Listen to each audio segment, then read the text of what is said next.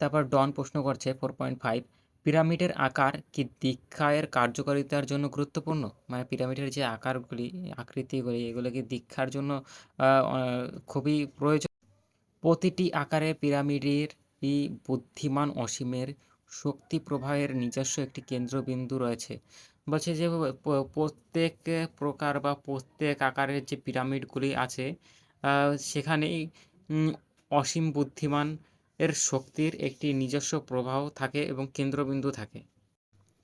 তাই একটি ছোট্ট পিরামিডও যা কোনো ব্যক্তির দেহের নিচে বা দেহের উপরে রাখা যায়, তারও নির্দিষ্ট ও ভিন্ন ভিন্ন প্রভাব থাকবে।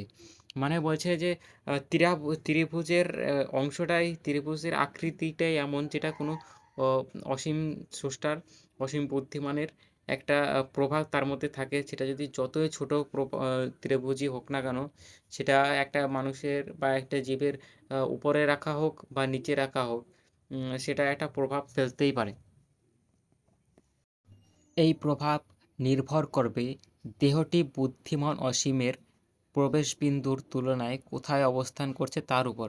মানে এই যে প্রভাবটা, এই ত্রিভুজটা কতটা প্রভাব হবে তা নির্ভর করবে যে আ অ অসীম অসীম বুদ্ধিমত্তার যে প্রবেশবিন্দু, সেই তুলনায় সেটা কোথায় রাখা আছে। কিন্তু দীক্ষার উদ্দেশ্যে পিরামিড যথেষ্ট বড় হওয়া প্রয়োজন ছিল।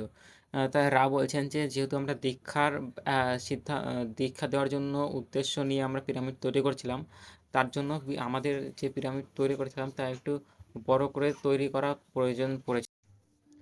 এতই বড় যাতে তার বিশাল আকৃতি অনুভূতির সৃষ্টি হয়। মানে এতটাই বড় করতে হয়েছিল যাতে বিশাল আকৃতি তার একটা অনুভূতি সৃষ্টি করতে পারে। বহুমাত্রিক মাল্টি-ডাইমেনশনাল বুদ্ধিমান অসীমের প্রবেশবিন্দুর পুরো মাধ্যমকে সম্পূর্ণভাবে পরিত্যক্ত বা পূর্ণ করতে পারে। মানে বলছে বুদ্ধিমান অসীমের যে আ শক্তি, সেটা এভাবে সম্পূর্ণভাবে পূর্ণ করতে পারে। এর জন্য এটা আরও একটু বেশি বড় বা বিশাল তৈরি করা হয়েছিল। অর্থাৎ সেই কেন্দ্রীভূত শক্তিক্ষেত্রের মধ্যে ব্যক্তির সমগ্র দেহ যেন অবস্থান করতে পারে। মানে বলছে এটা একটু বেশি বড় করা হয়েছিল যাতে ব্যক্তির সমগ্র দেহ এখানে অবস্থান করতে পারে। মানে কেন্দ্রের যে একটা জায়গা থাকে, ওই কেন্দ্রের জায়গার মধ্যে যেন ব্যক্তির সমগ্র দেহ অবস্থান করতে পারে। এর জন্য এটা বড় করা হয়েছিল। এছাড়া নিরাময়ের উদ্দেশ্যে, মানে হিলিংয়ের উদ্দেশ্যে প্রয়োজন ছিল। মানে উম মানে ত্রিভুজটা, মানে পিরামিডটা কেন বড় তৈরি করা হয়েছিল? হিলিংয়ের জন্য। হিলিংয়ের প্রয়োজন ছিল। মাধ্যম এবং যাকে নিরাময় করা হচ্ছে, উভয়ের যেন সেই কেন্দ্রীভূত শক্তির বিন্দুর মধ্যে অবস্থান করতে পারে।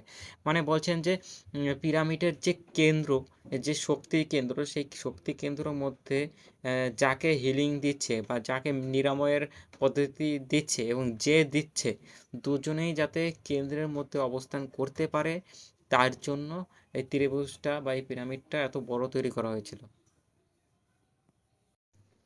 4.6, ডন প্রশ্ন করছে, গির্জার মহাপিরামিড কি সেই উদ্দেশ্যে, দীক্ষা ও নিরাময়ের উদ্দেশ্যে ব্যবহার করা যেতে পারে, নাকি এখন আর সেভাবে কাজ করে না? তো ডন জিজ্ঞেস করছে যে আ আ গির্জার যে মহাপিরামিডটা ওই সময় যে হিলিংয়ের জন্য এবং দীক্ষার জন্য ব্যবহার করা হয়েছিল, সেটা কি এখনও সেইভাবে ব্যবহার করা যাবে নাকি ব্যবহার করা যাবে না? আমি রা আমি এটি অন্যান্য অনেক পিরামিডের মতোই সুর হারানো একটি পিয়ানোর মতো। বলছে যে এই পিরামিডগুলো এখন যা আছে, এগুলো সুর হারানো পিয়ানোর মতো। মানে বাজে কিন্তু তাল ঠিক নেই। এরকম বলতে চাইছেন। এই মাধ্যম ইন্সট্রুমেন্টের ভাষায় বলতে গেলে এটি এখনও সুর তো বাজায় কিন্তু খুবই খারাপভাবে। মানে বলছে যে এটা তো সুর বাজে কিন্তু ততটা ভালো না। এর আওয়াজ খুবই খারাপ বা খুবই খারাপভাবে এটা বাজে। তারপর আ এই অসামঞ্জস্যপূর্ণ সুর সংবেদনশীল ব্যক্তিদের জন্য অস্বস্তিকর হতে পারে। মানে যারা খুবই সংবেদনশীল, আ যারা খুবই ধ্যানী, তাদের ক্ষেত্রে আ এই এই সা যে অসামঞ্জস্য সুর, এটা একটা বাধা সৃষ্টি করতে পারে। আগে থেকেই শক্তি প্রবাহ শুধু একটি ক্ষীণ অবশিষ্টাংশ এখনও রয়ে গেছে।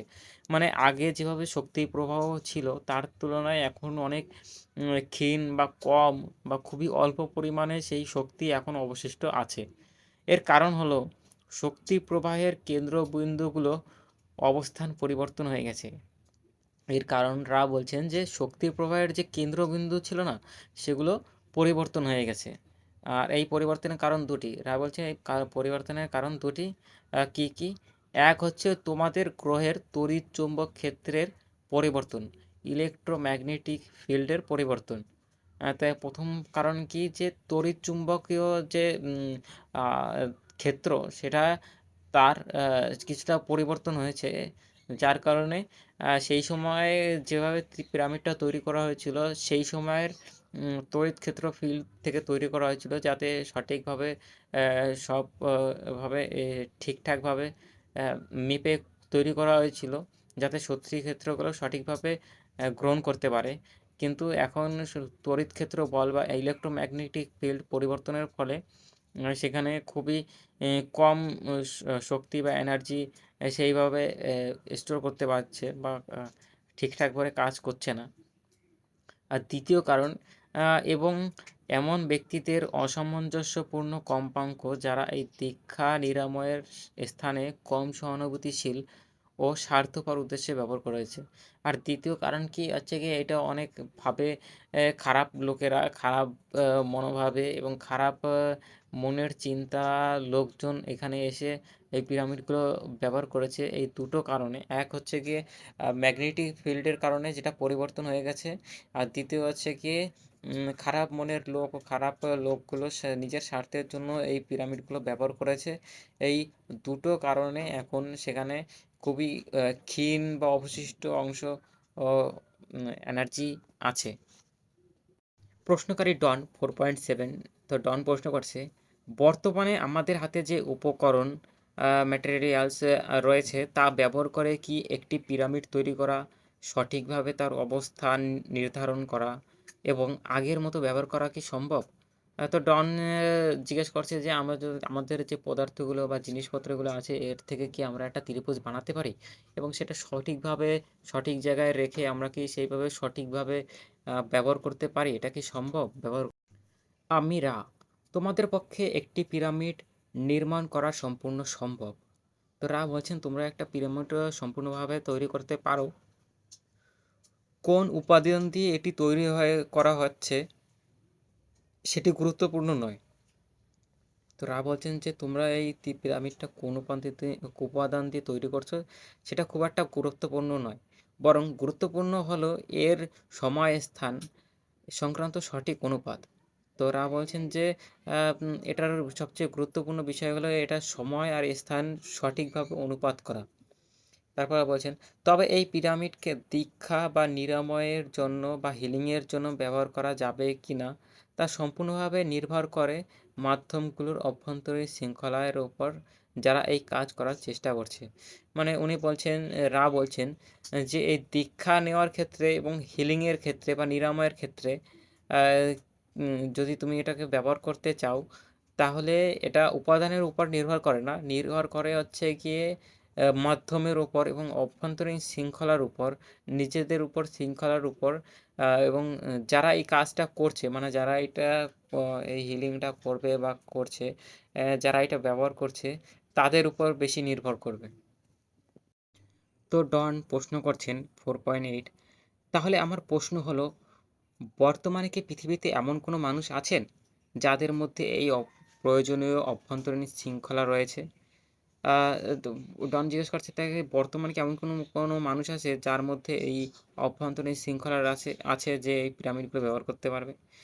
যাতে, তারপরে বলছেন, যাতে তারা আপনার নির্দেশনা অনুসরণ করে একটি পিরামিড নির্মাণ করতে পারেন এবং সেটিকে দীক্ষার জন্য ব্যবহার করতে পারেন এবং পরে আবার একই কাজ করতে পারেন। অর্থাৎ আজকের পৃথিবীতে কি কারোর পক্ষে সম্ভব, নাকি এখন আর এমন কেউ নেই? বলছে যে আপনার তো আমার কথা মতো আজকের পৃথিবীতে কেউ পিরামিড তৈরি করবে এবং সেটা দিয়ে সে দীক্ষার নিতে পারবে এবং পরবর্তীতে সে নিজে থেকেই সেটা তৈরি করতে পারবে এবং দীক্ষা নিতে পারবে। এটা কি আজকের পৃথিবীতে কোনো ব্যক্তির পক্ষে সম্ভব? সেটা জিজ্ঞেস করছেন ডন। আমি রা, তোমরা যাদের পিপল বা মানুষ বলে ডাকো, আহ, তাদের মধ্যে এমন কিছু ব্যক্তি আছেন যারা এই আহ্বান গ্রহণ করতে সক্ষম। মানে এমনও কিছু মানুষ আছে যারা এই আহ্বান বুঝতে পারে। তবে আমরা আবারও বলতে চাই, তোমরা যাকে পিরামিডের যুগ বলো সেই সময় এখন অতীত। মানে বলছেন যে তোমরা যেটাকে পিরামিড যুগ বলো সেটা অনেক আগেই চলে গেছে, সেটা এখন অতীতের মধ্যে। নিশ্চিতই নিশ্চয়ই পিরামিড নিজেই এক অর্থে কাকতালীয় একটি কাঠামো। বলছে যে পিরামিড নিজেই একটা কাকতালীয় কাঠামো, মানে অনেক পুরনো একটা কাঠামো। কিন্তু আমরা যখন এই গ্রহে সাহায্য করার চেষ্টা করেছিলাম তখন মহাবিশ্বের শক্তি প্রবাহ এমন ছিল, মানে রায়রা যখন এখানে এসেছিল এবং আহ, তারা যখন এখানে এই পিরামিড তৈরি করেছিল তখন মহাবিশ্বের শক্তি প্রবাহ একটু অন্যরকম ছিল, যা এক বিশেষ ধরনের পবিত্রতা উপলব্ধি দাবি করত। মানে ওই সময় যে মহাবিশ্বের যে তরঙ্গ ছিল সেটা একটা পবিত্রতার দাবি করত। তারপরে বলছেন, সময়ের সঙ্গে সঙ্গে সেই শক্তি প্রবাহ পরিবর্তিত হয়েছে এবং সমস্ত কিছু যেমন বিবর্তিত হয় তেমনি পবিত্রতা সম্পর্কে উপলব্ধিও আরও আলোকিত রূপ ধারণ করেছে।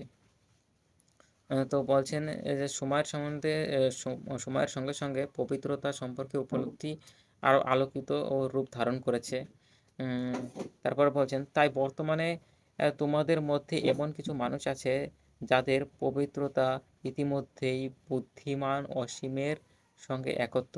বলছে আমাদের মধ্যে এমনও মানুষ আছে যাদের পবিত্রতা এতটা ভালো, যারা অসীম বুদ্ধিমত্তার সঙ্গে একত্ব হয়ে গেছে।